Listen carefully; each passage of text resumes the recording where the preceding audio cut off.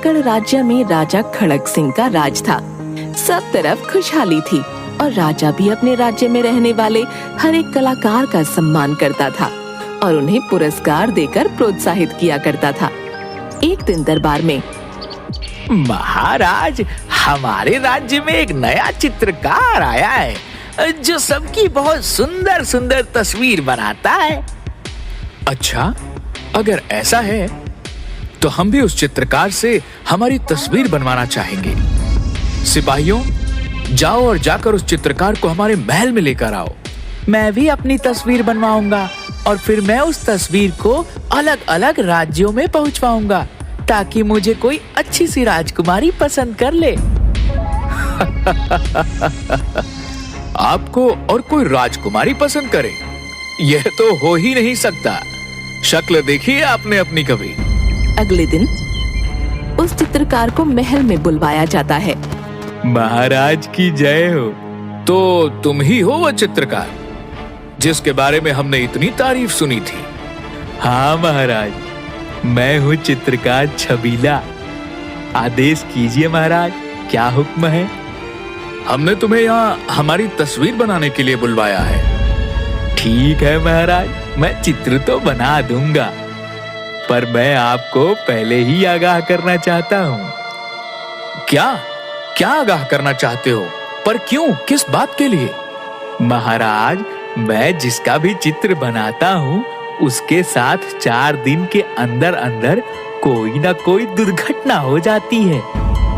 क्या बात कर रहे हो? यह सब अंधविश्वास है और मैं इन अंधविश्वासों में नहीं मानता। तो ठीक है महाराज, मैं आपका चित्र बनाने के लिए तैयार। फिर चित्रकार राजा का चित्र बनाने लगता है। छबीला जी, आप मेरी भी एक तस्वीर बनाना ताकि मुझे भी कोई सुंदर सी राजकुमारी पसंद कर ले। वह चित्रकार मेरी तस्वीर बनाएगा, उसके बाद किसी और की, समझे? अब दफा हो जाओ यहाँ से। चित्रकार राजा की बहुत सुंदर तस्वीर बना देता है। राजा उसे देखकर बहुत खुश हो जाता है। अरे, तुमने तो काफी सुंदर तस्वीर बनाई है। ये लो तुम्हारे लिए इनाम। राजा सोने के सिक्कों से भरी एक पोटली चित्रकार को देता है। ठीक है महाराज, तो मैं चलता हूँ, पर याद रखना, मैं जिस किसी की भी तस्वीर बनाता हूँ उसके साथ कुछ ना कुछ बुरा होता है। अरे, जिसको ऐसी बीवी और ऐसा बेटा मिला हो उसके साथ और क्या बुरा हो सकता है? रानी गुस्से से राजा की तरफ देखती है। मेरा मतलब है कि जिसको ऐसी बीवी और ऐसा बेटा मिला हो उसके साथ कुछ गलत हो ही नहीं सकता ना। अरे, ऐसे कैसे हम आपको जाने दे सकते हैं? अभी तो आपको हमारी भी तस्वीर बनानी है, आप भूल गए? चलिए चलिए हमारे साथ और हमारी भी तस्वीर बनाएं। जो हुकुम युवराज। फिर चित्रकार प्रताप की तस्वीर बनाने के लिए उसके साथ जाने लगता है। तभी महाराज के ऊपर झूमर गिरते गिरते बच जाता है। सब लोग बहुत हैरान हो जाते हैं। देखिए, मैंने कहा था ना, मैं जिस किसी की भी तस्वीर बनाता हूँ उसके साथ बुरा होने लगता है। अरे, ये तो एक इत्तेफाक है, कुछ बुरा नहीं होता। फिर थोड़ी देर बाद राजा का पैर फिसल जाता है और राजा गिर जाता है। अय्यो!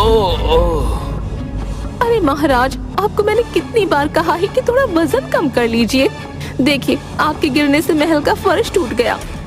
अरे रानी साहिबा, हम गिर गए हैं, आपको हमसे ज्यादा महल की फर्श की पड़ी है। अब हाथ दीजिए और उठाइए हमें। अब महाराज, कहीं ऐसा तो नहीं कि यह चित्रकार सच कह रहा है? अगर इसके चित्र बनाने में आपकी जान पर कोई खतरा हुआ तो? अरे नहीं मंत्री जी, आप ऐसे ही परेशान हो रहे हैं। नहीं महाराज, हम इन बातों को ऐसे नजरअंदाज नहीं कर सकते। तभी राजा के पास से एक खंजर उड़ता हुआ निकल जाता है। सिपाहियों, जरा देखो कौन है वहाँ पर। सब लोग राजा के लिए बहुत ही परेशान हो जाते हैं। सिपाहियों, महाराज की सुरक्षा में कड़ा पहरा लगाया जाए और ध्यान रखना, महल में कोई भी अनजान व्यक्ति बिना इजाजत के नहीं आना चाहिए। जो हुकुम मंत्री जी। फिर महल में कड़ा पहरा लगा दिया जाता है और राजा के कक्ष के बाहर भी तिगुना पहरा लगा दिया जाता है। हे हे भगवान, सिपाहियों, महामंत्री, जल्दी आओ। महाराज, महाराज उठिए ना महाराज, उठिए महाराज। क्या हुआ रानी साहिबा? महामंत्री, ये देखिए महाराज को क्या हुआ, ये उठ ही नहीं रहे हैं। अब मैं क्या करूंगी, मेरा सुहाग उजड़ गया, मैं कैसे सजूंगी, कैसे संवरूंगी। महाराज, आपको मेरे महंगे जेवरों की कसम, आपको उठना ही होगा। अब मैं इन महंगे जेवरातों का क्या करूंगी।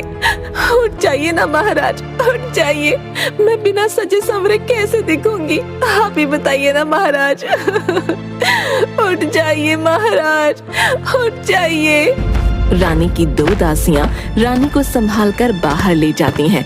पूरे राज्य में मातम छा जाता है। महाराज, आप इतनी जल्दी क्यों चले गए? तभी एक सिपाही वहाँ पर दौड़ा दौड़ा आता है।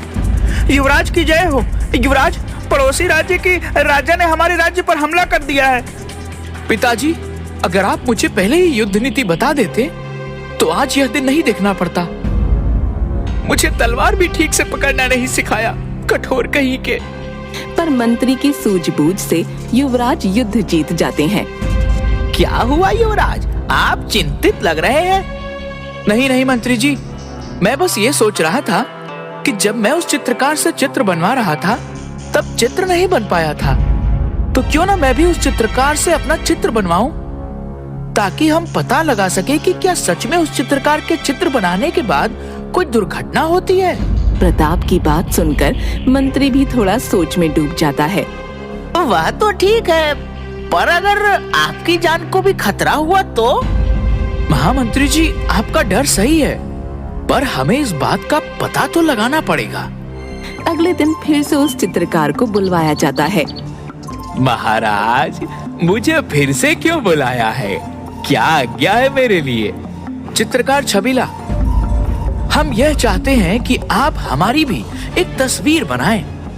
पर युवराज, आपको तो पता है कि मेरे चित्रकारी की वजह से महाराज का निधन हो गया, और आप फिर भी मुझसे अपना चित्र बनवाना चाहते हैं। आपसे जितना कहा जाए बस आप उतना ही कीजिए। फिर चित्रकार प्रताप की एक तस्वीर बना देता है। चित्रकार छबीला, आपने हमारी तस्वीर तो बहुत सुंदर बनाई है, पर आपको कुछ दिन हमारे महल में ही रुकना होगा। जो आज्ञा महाराज। उसी रात को एक नकाबपोश युवराज के कमरे में युवराज को मारने के लिए पहुंच जाता है। तभी वहाँ पर मंत्री आ जाता है और वो नकाबपोश भाग जाता है। युवराज, मैंने अभी अभी यहाँ पर किसी को देखा। पर यहाँ तो मेरे अलावा और कोई नहीं था।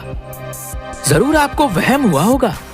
नहीं युवराज, महाराज की मौत के बाद हमें और भी सतर्क रहना होगा।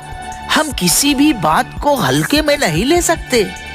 ठीक है महामंत्री जी, पर आप अभी अपने कक्ष में जाकर आराम कीजिए।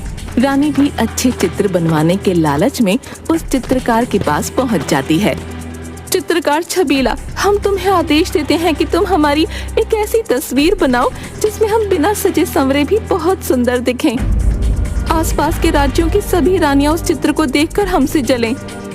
चित्रकार रानी की भी तस्वीर बना देता है और अपने कमरे में सोने के लिए चला जाता है। सिपाहियों, महामंत्री जी को जल्दी से बुलाया जाए।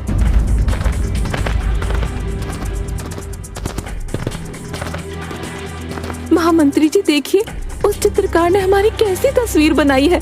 हमने उसे कहा था कि तुम मेरी बहुत सुंदर तस्वीर बनाना जिसे देखकर आसपास की सारी रानियां हमसे जलने लगें, पर उसने तो हमें ही जला दिया।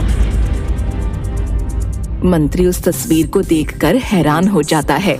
इस तस्वीर के मुताबिक आपका चेहरा जला हुआ है, मतलब आपके साथ भी ऐसी ही कुछ घटना होने वाली है। आप जरा सावधान रहना। तभी रानी की एक दासी गर्म पानी लेकर आती है और रानी का हाथ उससे जल जाता है। रानी इस वाक्य से घबरा जाती है। मुझे बचाइए, मैं अपने सुंदर चेहरे को इतना बुरा नहीं देख सकती। मुझे बचाएं महामंत्री, मुझे बचाइए। अगली सुबह प्रताप तलवारबाजी का अभ्यास कर रहा था। तभी तलवार लगने से उसका हाथ कट जाता है। दूसरी तरफ जब रानी रसोई का मुआयना करने गई तो उसकी आंखों में मिर्ची चली जाती है। दोनों मंत्री के पास जाते हैं। और मंत्री को सारी बात बताते हैं। मंत्री सारी बातें सुनकर बहुत हैरान हो जाता है। मतलब उस चित्रकार के चित्र बनाने के बाद सच में कोई ना कोई दुर्घटना होती है, पर ऐसा कैसे हो सकता है? महारानी जी और युवराज, आप दोनों अपना ध्यान रखिए और थोड़ी ज्यादा सतर्कता बरतिए। ठीक है मंत्री जी। आज 4 दिन हो गए हैं मेरी तस्वीर बने। मतलब आज मेरे साथ कुछ ना कुछ घटना होने वाली है। मुझे सावधान रहना होगा। रात को एक नकाबपोश फिर से युवराज पर हमला करने आता है। वो युवराज के सीने में छुरा घोंप देता है। तब पीछे से युवराज उसे पकड़ लेता है। सिपाहियों, सिपाहियों, जल्दी इस नकाबपोश को पकड़ो। सभी वहाँ पर पहुँच जाते हैं। क्या हुआ युवराज? यह नकाबपोश हमारी जान लेने के लिए हमारे कमरे में घुस आया था। तुम मेरे बेटे को मारना चाहते थे? ये ले। तुम? अच्छा, तो वह तुम ही थे जिसने मेरे पिताजी को भी मार डाला और अब मुझे मारना चाहते हो। ये ले, तूने मेरी इतनी बदसूरत तस्वीर बनाई और अब तू मेरे बेटे को भी मारना चाहता था। मुझे माफ कर दीजिए रानी साहिबा, युवराज मुझे छोड़ दीजिए। इन सब में मेरी कोई गलती नहीं है। तुम्हारी गलती नहीं है। तुमने मेरी इतनी बदसूरत तस्वीर बनाई और कहता है कि मेरी गलती नहीं है। पता तुझे यहाँ किसने भेजा था? मुझे माफ कर दीजिए, इसमें मेरी कोई गलती नहीं है। मुझे ये सब करने के लिए आपके ही महामंत्री ने कहा था और ये सारा षड्यंत्र भी उन्हीं का था। क्या? महामंत्री जी का? तभी मंत्री उसकी तलवार निकालकर प्रताप को मारने के लिए आगे बढ़ता है, पर एक सिपाही मंत्री का हाथ पकड़ लेता है। तुम्हें क्या लगता है तुम हमारे राज्य को हड़प लोगे और हम कुछ नहीं कर पाएंगे? और फिर वो सिपाही अपनी दाढ़ी मूंछ निकालकर राजा के भेष में आ जाता है। सिपाहियों, पकड़ लो इन्हें। सब लोग हैरान हो जाते हैं। महाराज, आप जिंदा हैं? हाँ, मैं जिंदा हूँ। मुझे इस चित्रकार पर तो पहले से ही शक था, पर महामंत्री, मैंने तुमसे ये उम्मीद नहीं की थी। बोलो, क्यों किया तुमने ये सब? मुझे तो पहले से ही बदला लेना था। मैंने बहुत बार तुम्हें मारने की कोशिश की थी, पर मेरी सारी कोशिशें नाकामयाब रहीं। पर तुम मुझे क्यों मारना चाहते थे? यह तुम पूछ रहे हो कि मैं तुम्हें क्यों मारना चाहता था? बचपन से ही तुम्हारे और मेरे बीच में जो भी प्रतियोगिता रही, वो हमेशा तुम जीत जाते थे। और तो जब हम दोनों स्वयंवर के लिए गए, तब मुझे पहली नजर में रानी से प्रेम हो गया। तब भी स्वयंवर जीतकर रानी भी तुमने हासिल कर ली। उस दिन से ही मैंने यह फैसला ले लिया था कि मैं तुम्हें मारकर तुम्हारा राज्य छीन लूंगा, पर तुम हर बार बच जाते। इसीलिए मैंने युवराज को भी युद्ध नीति से दूर रखा, ताकि तुम्हारे बाद यह मूर्ख युवराज कुछ ना कर सके। सिपाहियों, ले जाओ मंत्री को और इस चित्रकार को भी। महाराज जी, आपने कितना बढ़िया षड्यंत्र रचा। आप जिंदा हैं। मैं अपने सारे गहने पहन सकती हूँ। हाँ, मैं जिंदा हूँ। बस मैं मरने का नाटक कर रहा था। मुझे इस चित्रकार पर शुरू से ही शक था, पर मेरा शक यकीन में तब बदला जब मैंने इस चित्रकार को किसी से बात करते हुए सुना कि उसने मेरे दूध में जहर मिला दिया है, और फिर मैंने वह दूध फेंक दिया और मरने का नाटक किया, ताकि मैं इनकी हरकतों पर नजर रख सकूं और इनके षड्यंत्रों का पर्दाफाश कर सकूं। वो सब तो ठीक है, पर उस चित्रकार से मेरी एक सुंदर सी तस्वीर जरूर बनवा दीजिएगा। ये सुनकर सब लोग जोर जोर से हंसने लगते हैं।